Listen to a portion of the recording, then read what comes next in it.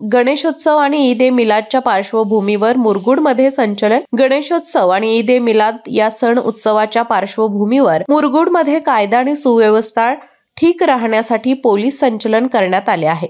तसेच ST bus स्थानक परिसर या ठिकाणी दंगल काबू रंगीत तालीम घेण्यात आली.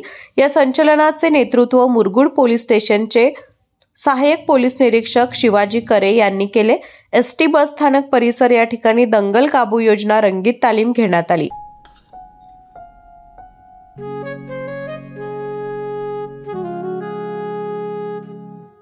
बाबा, आज येताना बासुंदी घेऊन या ना.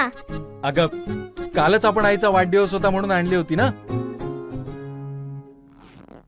ऐकलं, गोकुळची बासुंदी पुन्हा खावीशी वाटतेय. खरं सांगू, मलाही खावीशी वाटतेय.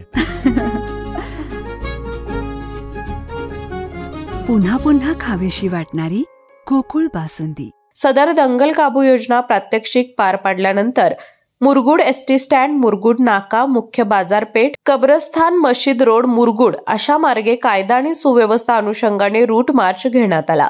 सदर दंगल काबू योजना आणि रूट मार्च करिता मुरगुड पोलीस ठाणेकडील एक अधिकारी, 24 पोलीस अंमलदार आणि आरसीपी मुख्यालयाकडील एक अधिकारी, 25 अंमलदार हजर होते.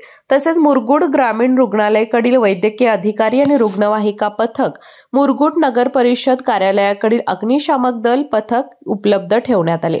सदरची रंगीत तालीम घेऊन सर्व अधिकारी, पोलीस अंमलदार आणि उपस्थित लोकांना रंगीत तालीमचा उद्देश आणि आशय समजून सांगण्यात आला. केके न्यूज साठी कागल प्रतिनिधी ओमकार पोतदार. अशाच नवनवीन अपडेट पाहण्यासाठी आमच्या केके न्यूज चॅनेलला सबस्क्राईब करा.